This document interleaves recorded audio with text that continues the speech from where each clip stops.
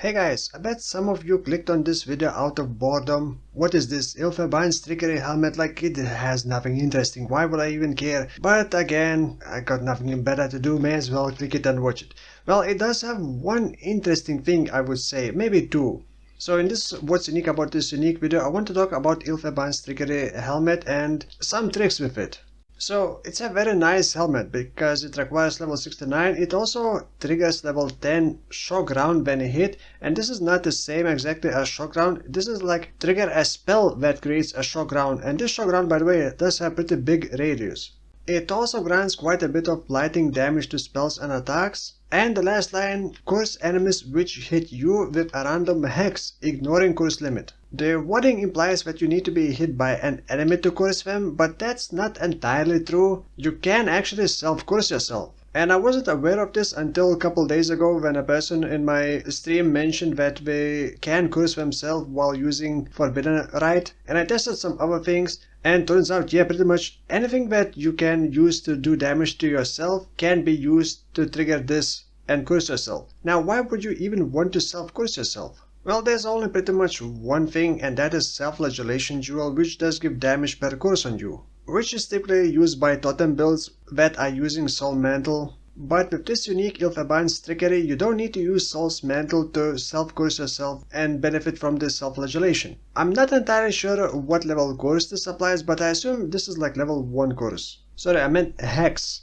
And there are 9 hex curses that can be applied. So you could be getting up to 180% increased damage. However, you still need to counter those curses. So getting 100% a reduced curse effect on you should negate all the curses unless monsters for some reason have increased curse effect. Correct me if I'm wrong, but getting 100% a reduced curse effect means you are unaffected by curse, not immune to curse. There are multiple items that enable the self-damage, and you can check wiki for that. Things like Eye of Innocence, which is what I use to test, Gluttony Belt, which isn't that great, Hardbound Loop Ring.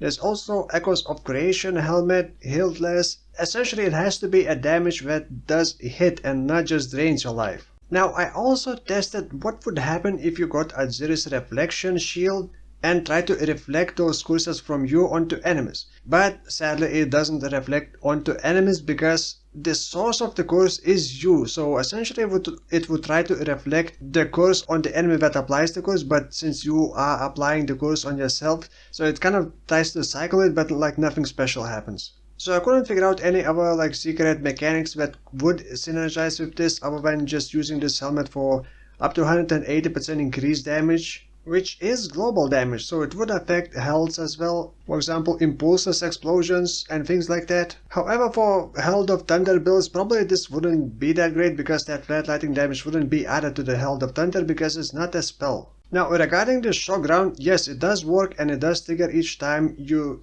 do damage to yourself. However, it does have a 5-second cooldown and the shock round lasts for 5 seconds. Let me know in the comments below if you got some cool ideas with this helmet, because I'm about to plan my next build and I haven't really decided what yet. And also tomorrow I should make a video about my Volcanic Fissure Raider, which is called Lighting with Trinity, which is pretty cool build. So be sure to subscribe if you haven't. Thank you for watching and I'll see you in the next one.